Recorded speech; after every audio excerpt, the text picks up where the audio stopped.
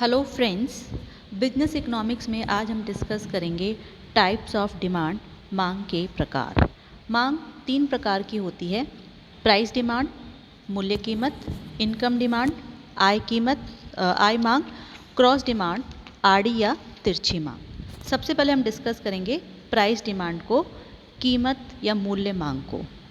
It expresses the relationship between the price and demand of a commodity, other things being equal। अन्य बातों के समान रहने पर कीमत मांग वस्तु के मूल्य और उसकी मांगी जाने वाली मात्रा के बीच के संबंध को बताता है। It indicates the different quantities of the commodity demanded by a consumer at different prices for a particular period of time. एक निश्चित समय में विभिन्न कीमतों पर उपभोक्ता द्वारा मांगी जाने वाली भिन्न भिन्न मात्रा को ये दर्शाता है, जिसको मैंने एक टेबल के रूप में बताया है। यहाँ पे अपन देख रहे हैं कि जो पहला कॉलम है ये प्राइस को बता रहा है। प्राइस कितनी है? 500 रुपये प्रति इकाई। तो डिमांड कितनी है? 1000 रुपये।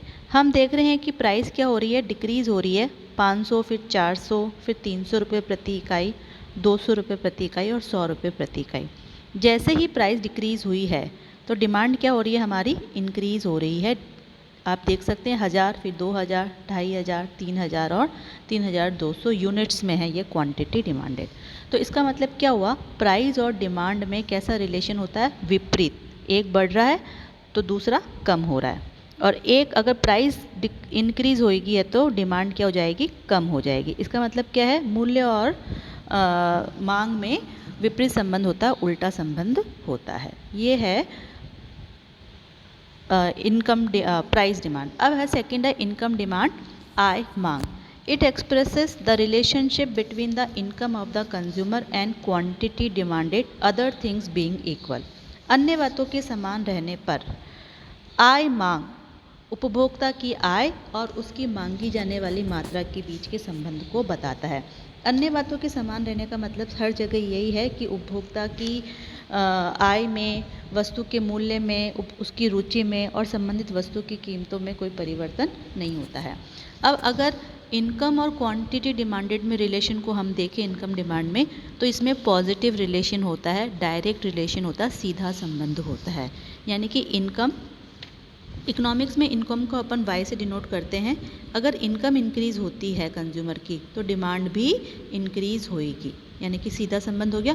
और अगर इनकम डिक्रीज़ होती है तो डिमांड भी डिक्रीज़ होती है। तो ये हो गया अपना इनकम डिमांड।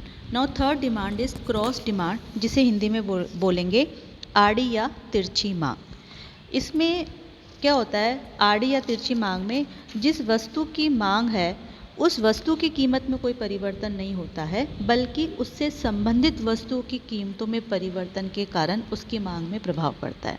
और संबंधित वस्तुएं या तो प्रतिस्थापित यानी कि सब्स्टिट्यूट गुड्स हो सकती है, या कॉम्प्लीमेंट्री गुड्स यानी कि पूरक वस्तु हो सकती है। यानी कि पूरक वस्तुएं या प्रतिस्थापित वस्तुओं के मूल्य में परिवर्तन से मांगी जाने वाली वस्तु की मांग में जो परिवर्तन होता है उसे हम आड़ी मांग कहते हैं। When the demand of any commodity is affected by the changes in the price of other commodities, then it is called cross demand. The study of demand of a commodity X with change in the price of related commodity Y is known as cross demand, other things being equal. अब यहाँ पे देखिए हमें किसकी study करनी है? Demand of a commodity X, ठीक है ना।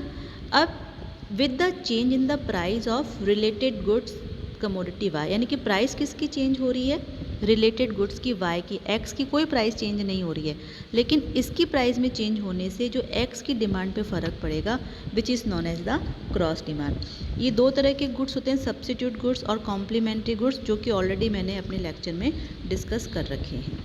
ठीक है, थैंक यू।